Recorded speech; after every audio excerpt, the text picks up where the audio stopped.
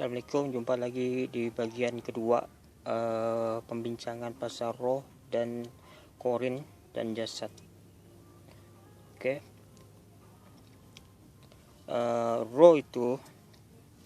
Roh dalam tubuh kita, jasad tubuh kita. Ini jasad sebagai pendarahan di dunia. Oke. Jadi korin kembar kita, kembar ataupun pendamping dalam diri kita. Dia ikut kita sejak kita dilahirkan di atas dunia ini. Dia akan ada sampai kita meninggal. Apabila roh dan jasad akan berpisah dan korin akan tinggal di atas dunia sampai dia hidup hari kiamat. Jadi roh, korin, jasad, tiga-tiga akan dipertanggungjawabkan seseorang itu. Roh kembali kepada Allah apabila seseorang itu ditarik nyawanya, meninggal dunia, dan jasadnya dikuburkan ke lubang lahat, dimasukkan di lubang lahat, dikubur, dan kembalinya orang yang mengantar jenazah tadi, yang mengambil roh tadi itu, jenazah, dikembalikannya kepada jasad apabila kembalinya ahli keluarga yang balik mengantar jenazah ke kubur. Dua malaikat datang dan roh dan jasad disatukan kembali, dua dimensi, alam dunia dan alam barzah. Dalam lubang lahat itu jasad dan roh dihidupkan kembali seperti kita yang hidup di atas dunia, dan disualkan dua para malaikat dan ditanya pasal kebaikan amal buruknya. Dua malaikat Nangkir dan Mungkar akan bertanya, siapa Tuhanmu, apa agamamu, dan seterusnya. Jika dia dapat jawab, dia akan selamat. Jika dia dapat menjawab dan orang yang penuh dengan dosa-dosa, dia akan ditempatkan mengikut amal ataupun mengikut dosa yang dilakukan semasa hidup dia. Jadi kita kembali kepada roh dan jasad tadi itu disatukan, dan dia akan kekal di dalam lubang lahat di alam barzah. Dia akan disiksa di dalam sana, dimensi alam dunia dan alam barzah. Tidak ada makhluk yang bisa menembus kecuali dua malaikat, Nangkir dan Mungkar, yang bisa menembus alam barzah. Jadi kita kembali kepada korin. Korin dia akan hidup selamanya sampai hari kiamat. Apabila roh dan jasad berpisah, dia akan keluar dari jasad manusia itu, tinggallah dia di dunia. Jika dia pengikut para iblis setan, dia akan dijadikan budak-budak, ditawan oleh bangsa iblis. Jin, iblis, dia akan dijadikan budak-budak dia atas dunia itu sampai di kiamat. Dia akan disiksa oleh iblis setan.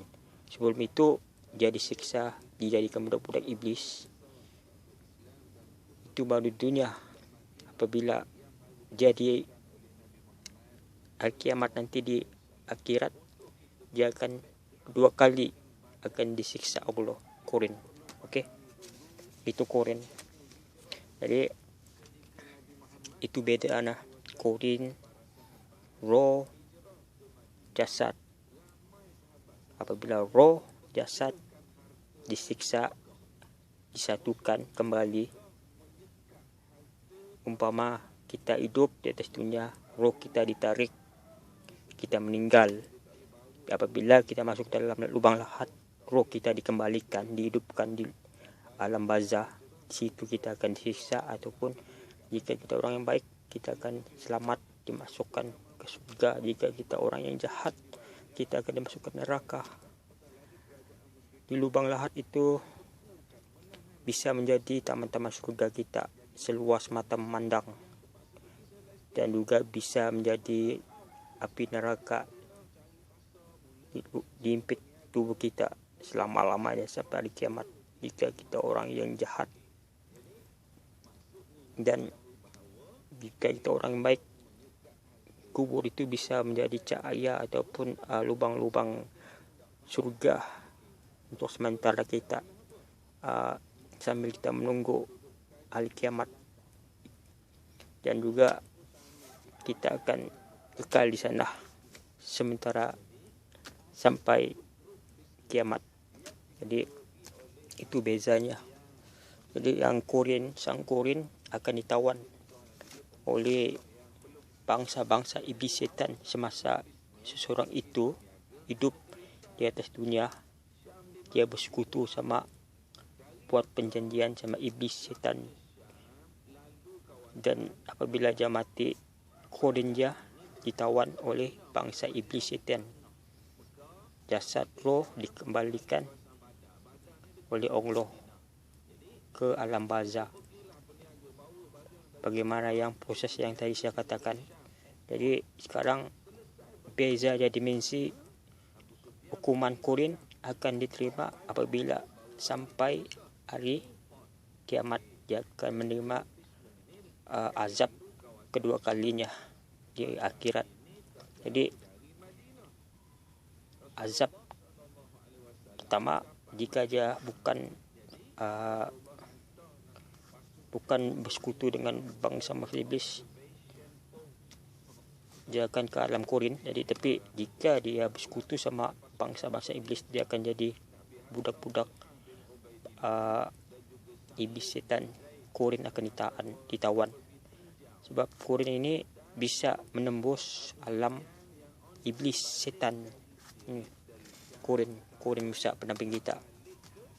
Nih, dia belum dapat hukuman lagi. Dia menunggu sampai hari kiamat ditangguhkan Korin kita nih di atas dunia.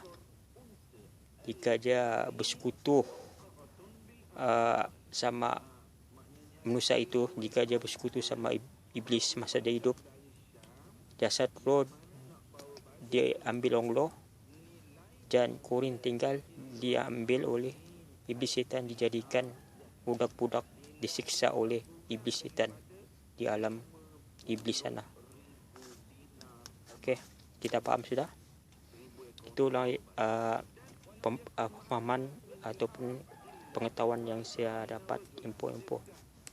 Oke, selamat menonton video saya yang tidak seberapa. Ini pengalaman dakwah yang saya baca ataupun surah-surah yang saya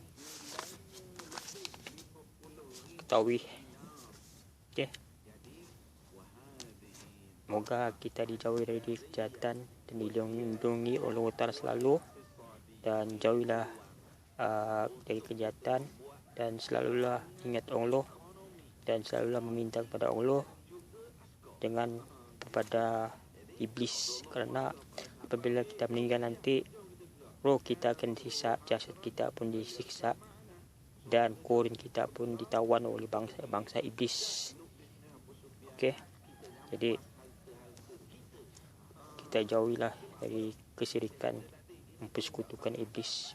Moga-moga Allah melindungi kita. Assalamualaikum, selamat menaikkan ibadah puasa, dan jangan lupa share dan like jika Anda suka video ini. Assalamualaikum. Semoga nanti jika ada info-info yang terbaik, saya akan share pada Anda. Assalamualaikum.